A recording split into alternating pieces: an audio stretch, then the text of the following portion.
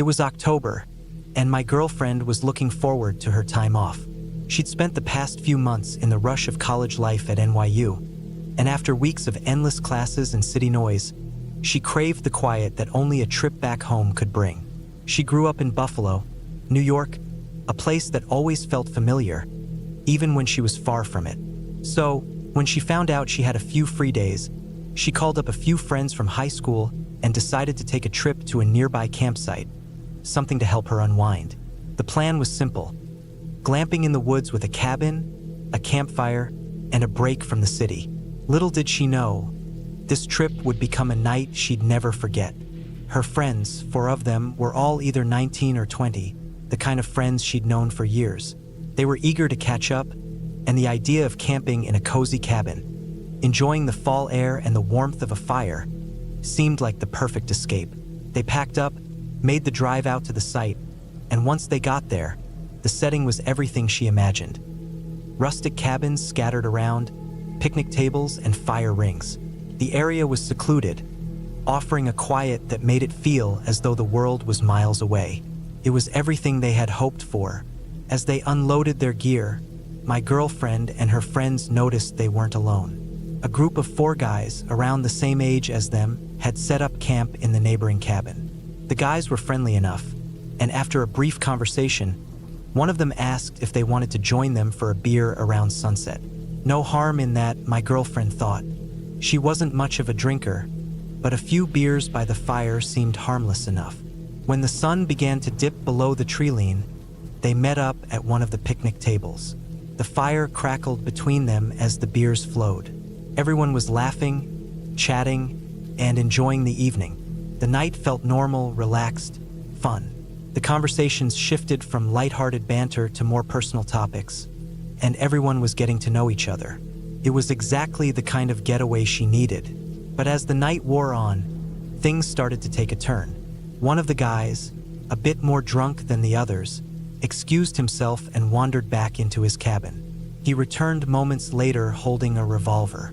He waved it around carelessly, boasting about how it was his dad's gun. My girlfriend and her friends exchanged nervous glances, unsure of what to make of it.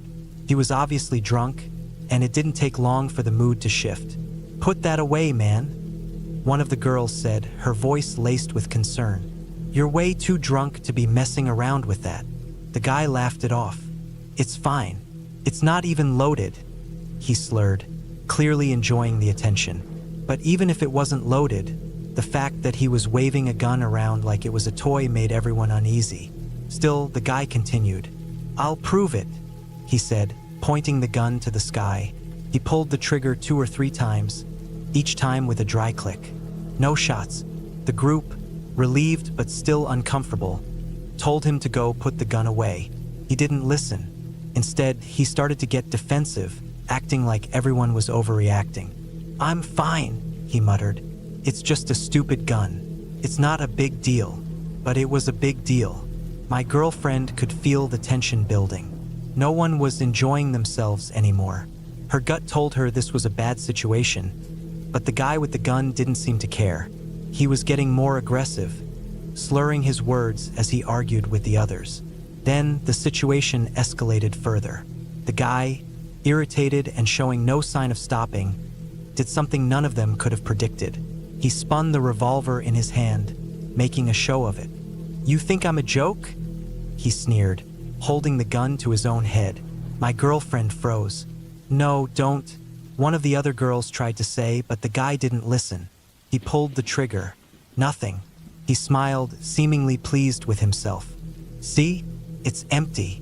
But then, almost as though to prove a point, he pulled the trigger again. And this time, there was a deafening bang. For a second, everything went still. The sound of the shot echoed through the trees, and no one moved. Then, like a switch had been flipped, chaos erupted.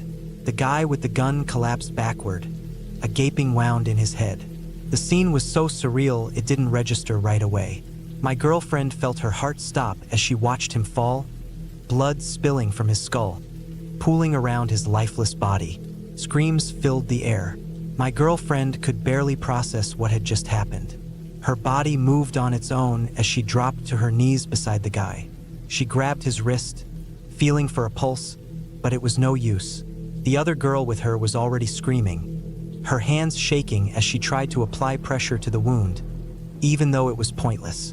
Everyone was in a state of shock, frozen, except for the girl who was crying hysterically. "Get the phone! Call 911!" someone screamed, but my girlfriend couldn't even remember who said it. She grabbed her phone, hands shaking so badly she could barely dial. It felt like hours before the sound of sirens could be heard in the distance, though she later learned it was only 30 minutes. In the meantime, the mood of the group had shifted completely. One of the guys, the one who had been closest to the shooter, had gone completely silent, his face blank. He looked like he had been drained of everything, no longer reacting to anything. Another friend was still crying, her sobs so intense that it seemed like she couldn't stop. Every time she tried to calm herself, the image of the guy pulling the trigger, the look on his face as the shot went off, came flooding back. She couldn't escape it. When the police and emergency services arrived, the reality of what had happened started to sink in. The guy was dead. There was no saving him.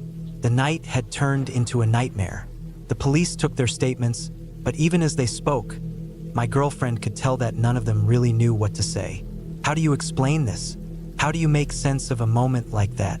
The aftermath was worse than she could have imagined. They stayed at the campsite until the next morning, but there was no more laughing, no more joking. Everyone was shell-shocked, struggling to process what they'd seen. The girl who had tried to help the most, the one who had been so frantic, never stopped crying. The other girls didn't speak much, the silence between them heavy with unspoken grief. The doctor later called what they were all experiencing acute stress disorder, a condition that felt like it was on the edge of PTSD. My girlfriend and two of the other girls managed to recover in the following days, though the memories never quite left. But for the girl who couldn't stop crying, the aftermath of that night haunted her for years. She had nightmares, flashbacks, and deep emotional scars. The doctors put her on medication, but even years later, she still said that night ruined her life. That incident, that single moment of reckless stupidity, affected all of them in different ways. My girlfriend said she would never forget the look on the guy's face when the bullet hit. She also said that night shaped her views on guns forever. She wasn't against the Second Amendment, but that evening made her realize how dangerous it was for something as deadly as a firearm to fall into the wrong hands. Guns in the right hands could protect people, but when they were in the hands of a drunk idiot, they turned into something horrifying. The trip, once something they had all been excited for, was ruined in an instant. There was no laughter around the campfire, no more carefree conversations. All that was left was the lingering image of the guy who thought it was a joke, until the joke went too far. It's been years since that night, and my girlfriend still carries the weight of what happened. The nightmares have faded, but the fear of guns, the trauma, will never go away. The damage done that night is something you can't fix with time. You just learn to live with it, even if it never truly heals.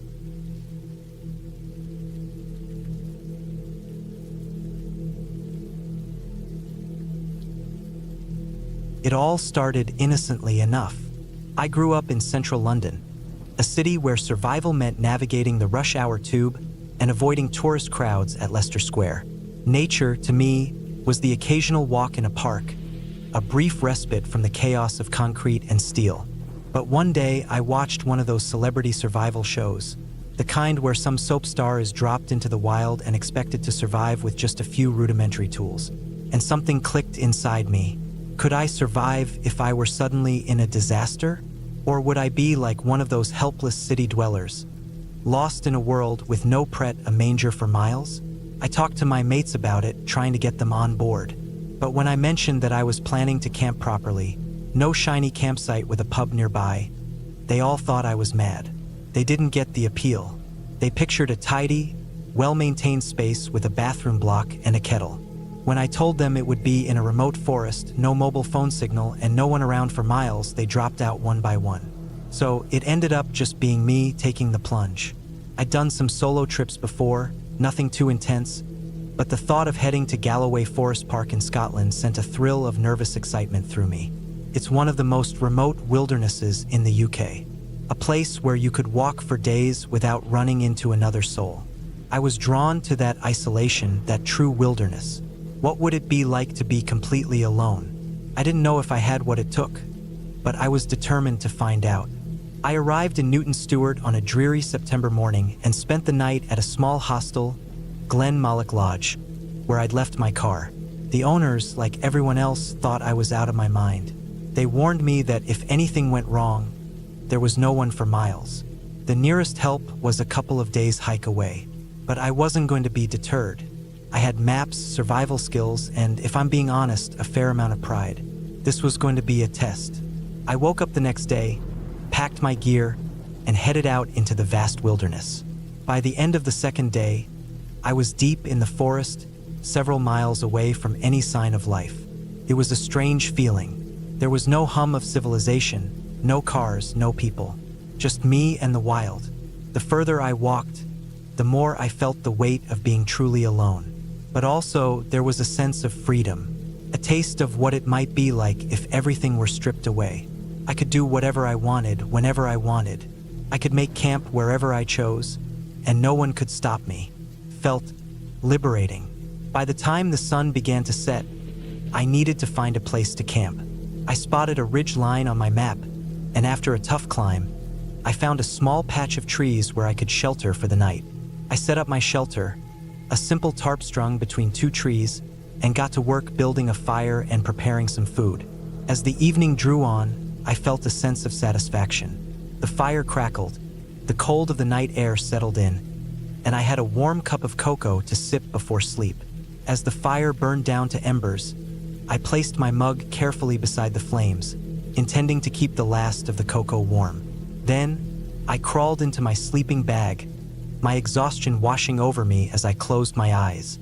The second night always feels different, deeper. You're no longer a newbie in the wild. Your mind starts to relax. I drifted off to sleep, not as tense as the first night. When I woke up, everything felt peaceful. The sky was still dark, the air crisp. I sat up, my body aching from the previous day's hike. The first thing I noticed was the absence of my mug, the one I had left by the fire.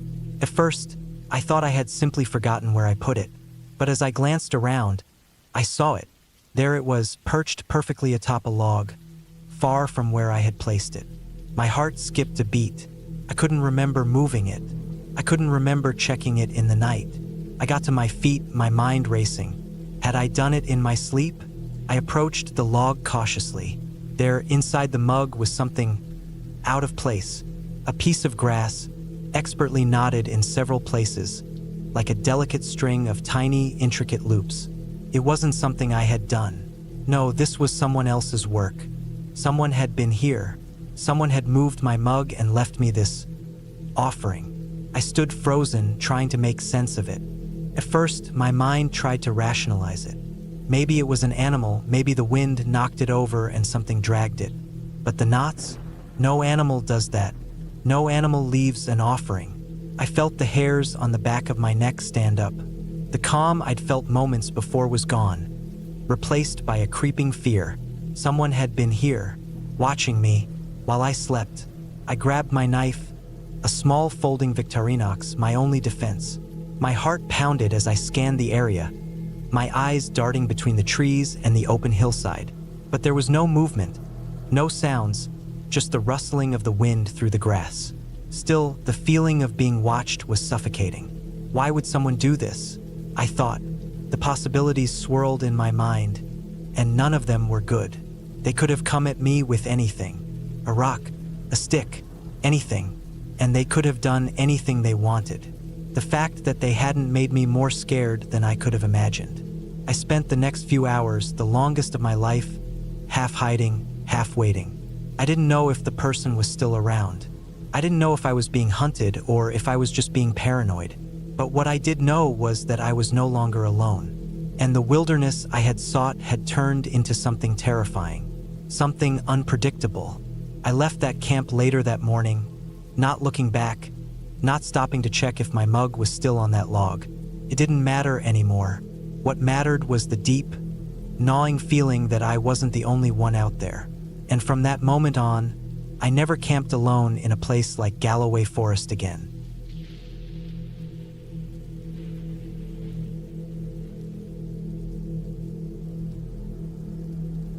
It was almost 20 years ago, Halloween of 2005, when I went on a camping trip that turned out to be anything but what I expected. I was apprehensive about going at first. My ex-boyfriend invited me, and there were going to be 3 of his friends, which meant I'd be the only girl in a group of 4 guys. I wasn't sure how it was going to go, especially since I knew his friends from a few previous outings, but I had a feeling this would be awkward. I thought it would just be a bunch of guys sitting around the fire, drinking beer and grilling meat. Honestly, I wasn't sure I trusted my boyfriend's judgment when it came to picking a campsite either. But much to my surprise, he and his friends had picked a beautiful spot. I'm not exaggerating here. It was perfect. There was a waterfall down one of the trails, so we had fresh drinking and washing water. The site was right where several trails converged, which meant we could choose an easy, medium, or hard hike depending on how hungover we were the next day. The best part was that, since it was late October, we had the place to ourselves. The weather was crisp, the trees were all golden, and everything felt peaceful. It was actually really nice. The guys were respectful and gave me space when I needed it.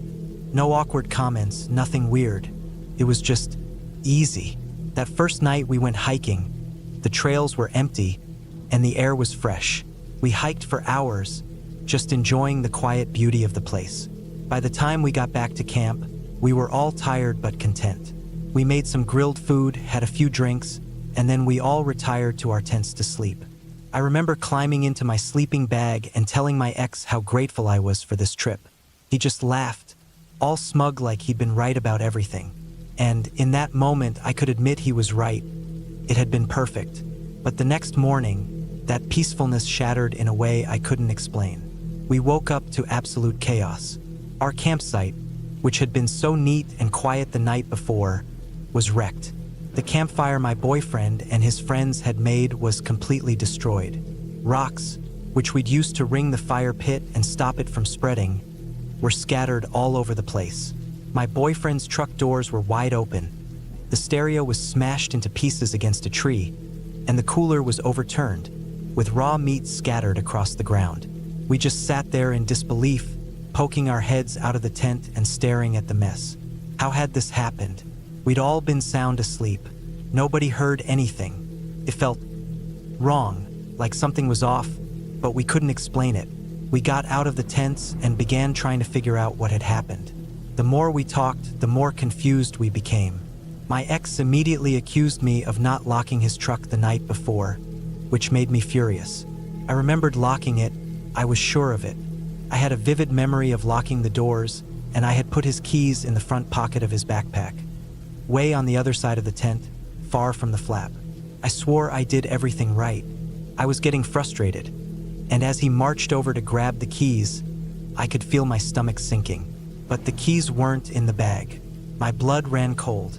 I began stumbling over my words, trying to explain that I had locked the truck, but there was no way to prove it now. I found the keys near the open truck door on the ground. How could they have gotten there? I felt lightheaded, like everything was spinning. My ex just stood there, completely quiet. Then he said he wanted to leave. He didn't say much else, just apologized to his friends, and we threw whatever we could salvage into his truck. We didn't talk on the way home. I kept asking him what he thought happened, why he thought the truck had been opened, why the cooler had been dumped. He wouldn't answer. He just kept saying he didn't know, and it was starting to drive me crazy. Finally, we pulled into a diner parking lot, both of us on edge, and he started to speak. He said something that shook me to my core. He said he'd had a bad dream the night before. Not a nightmare, but enough to wake him up. The way he described it was unsettling. He said that in his dream, he woke up and saw someone standing over him, crouched at the edge of his sleeping bag, with one foot on either side of him. He said the person's face didn't look right, like it was made out of something wrong, like ski mask material, but it wasn't a mask. It was something else.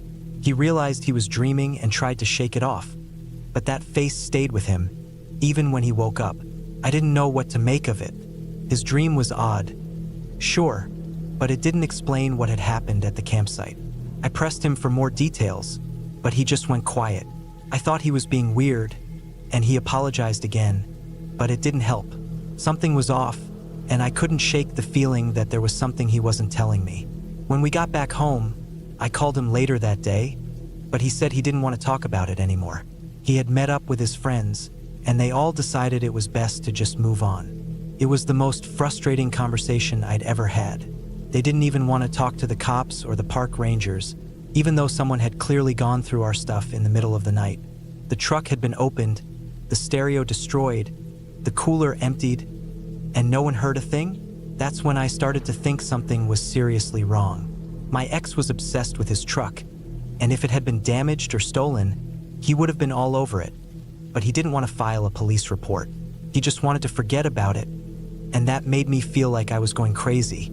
I wondered if he had blacked out or if he was involved somehow, maybe even unknowingly. Maybe it was something he couldn't face, something he was hiding from all of us. But the more I thought about it, the more I was convinced that he had something to do with it. He was scared to admit that he'd lost control of whatever happened that night. We broke up less than a year later, and honestly, that camping trip was a small part of why we ended things. It wasn't just the wrecked campsite or the weirdness of the whole experience. It was that feeling I got, like I was losing my mind, like I wasn't being told the truth, like I was being kept in the dark. It was a feeling I couldn't shake, and I think, deep down, he knew it too. As for what really happened that night, I don't know. I'll never know. But I think whatever it was, it scared him. And it scared me too. I've never gone camping with him again. In fact, after that trip, he never went camping again either. Funny how that works, isn't it?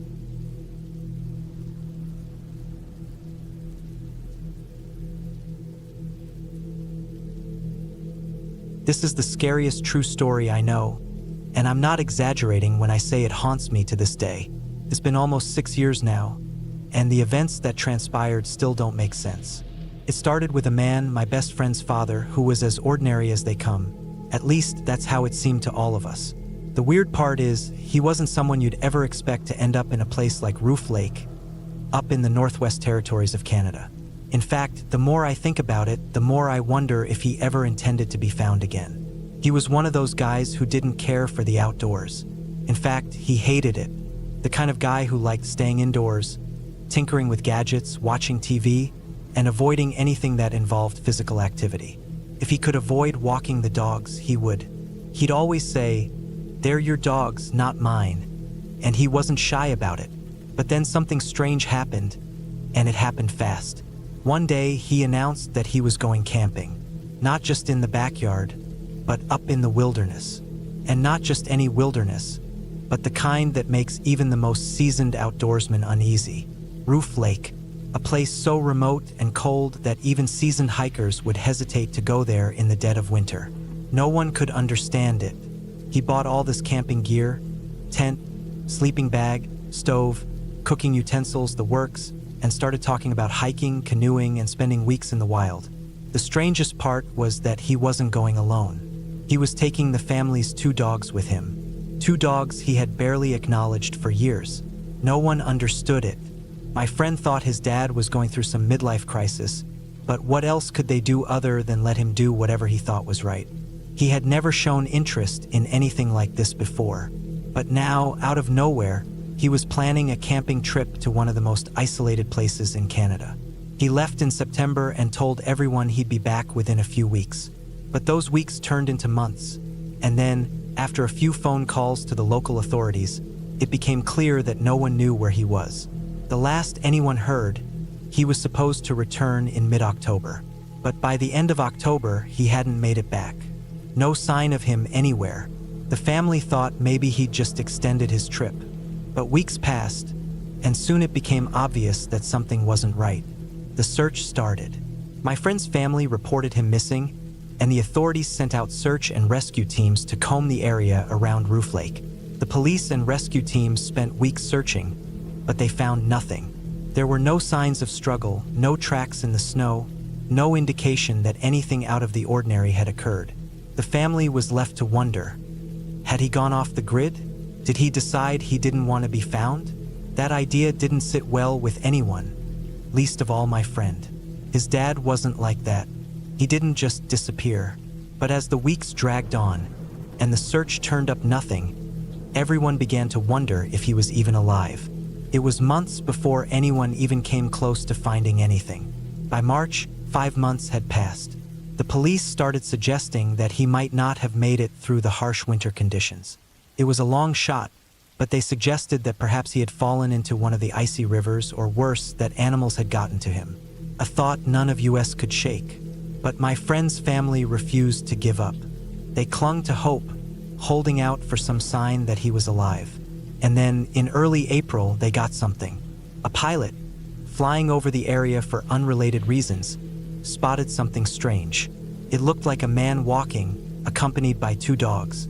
The pilot reported what he saw, and the police moved quickly.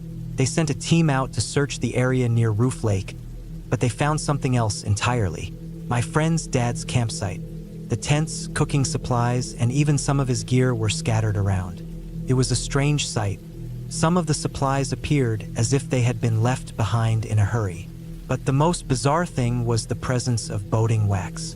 It was a material that my friend's dad had never used before, and no one knew of him having a canoe, let alone using it on this trip. It didn't make sense. My friend's dad didn't own a canoe, as far as anyone knew. In fact, the only time he'd ever been near water was when the family went to a lake for a day trip, and that was always a hassle. But now, there was evidence suggesting he had used one. It was hard to make sense of, and there were more questions than answers.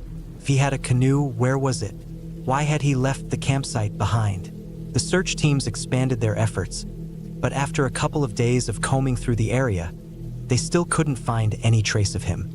His gear was there, but not him. It didn't add up. The search continued across the surrounding areas, to places like Yellowknife, and even farther out to Prince George.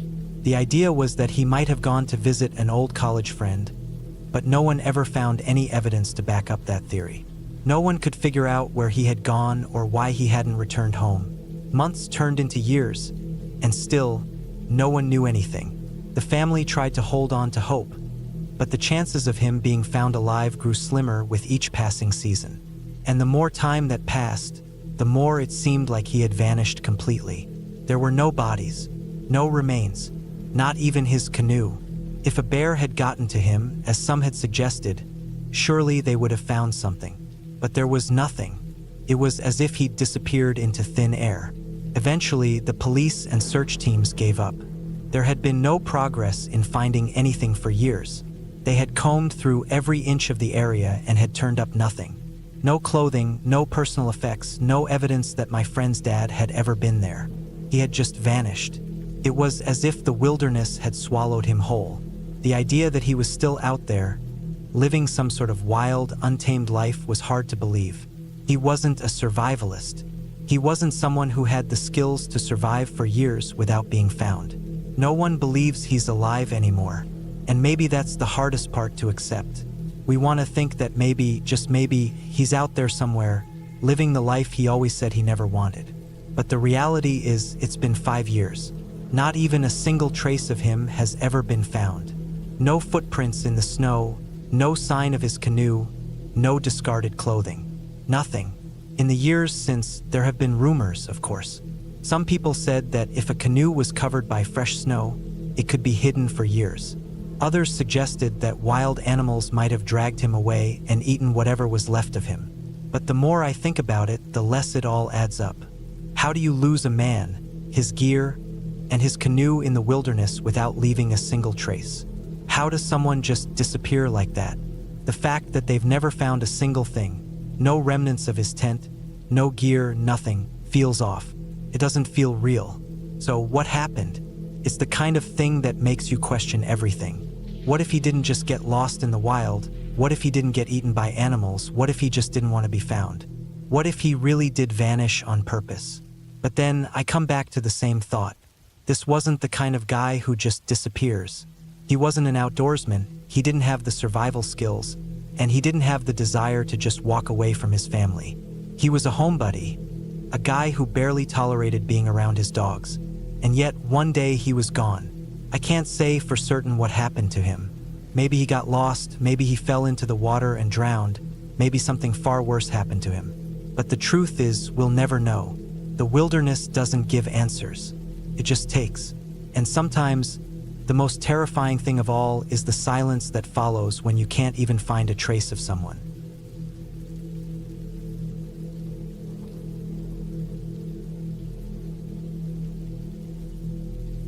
My name is Sarah, and I'm from Spokane, Washington.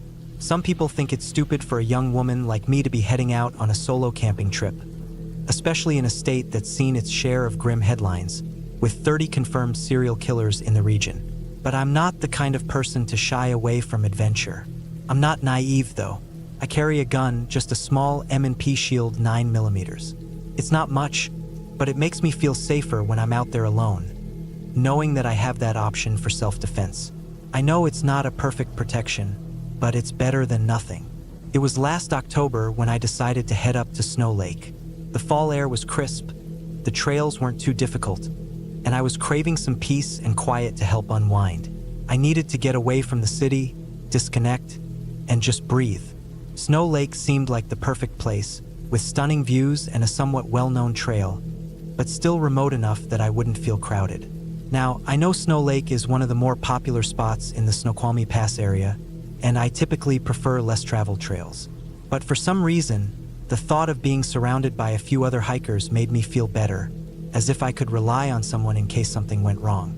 Maybe that was just my mind playing tricks, trying to convince me I wasn't really alone.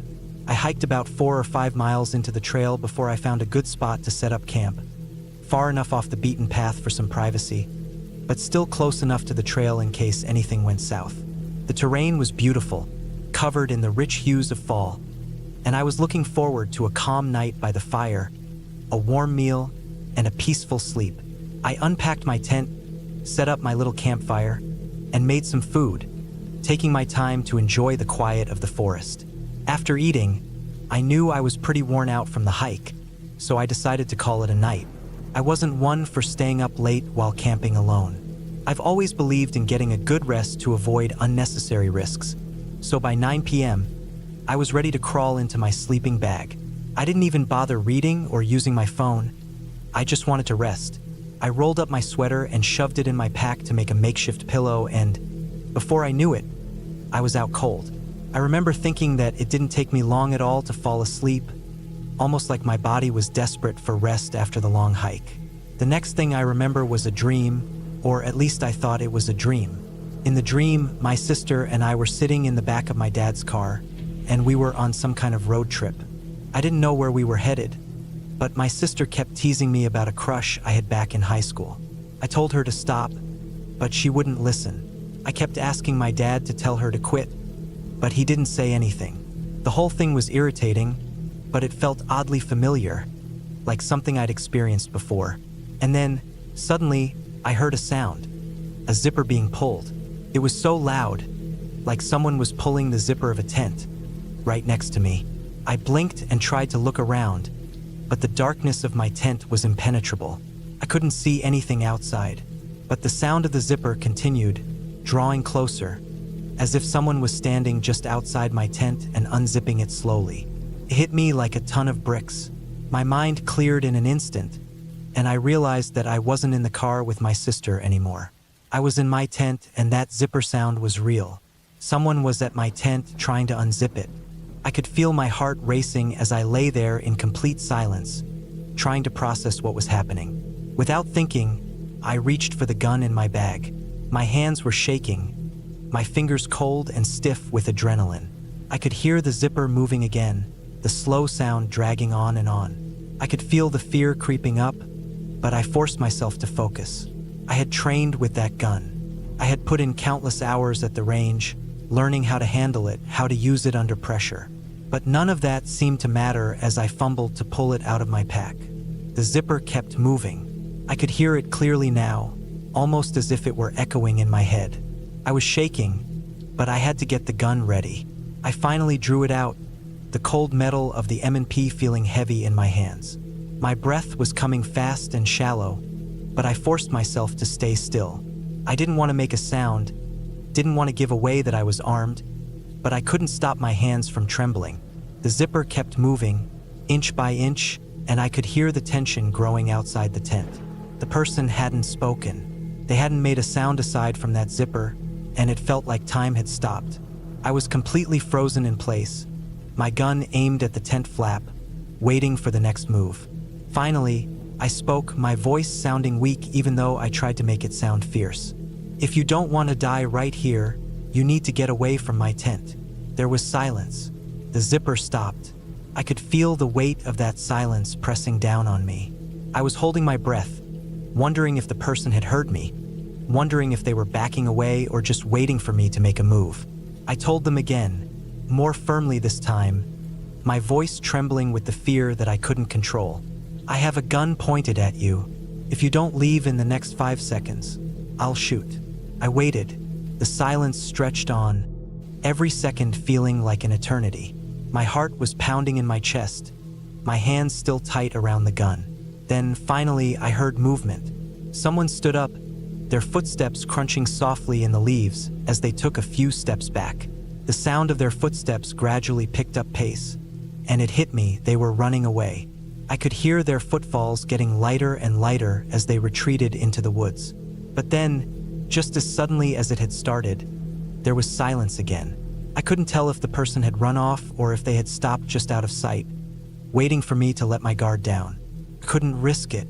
I stayed completely still, gun aimed at the zipper, not daring to move. Time dragged on. My thoughts were spinning. I had called 911 the moment I could, my fingers shaking as I dialed. I explained what had happened, told them that someone had been at my tent, unzipping it. The dispatcher said they would notify the sheriff's office, but that the closest forest rangers could get to me in 20 minutes on ATVs.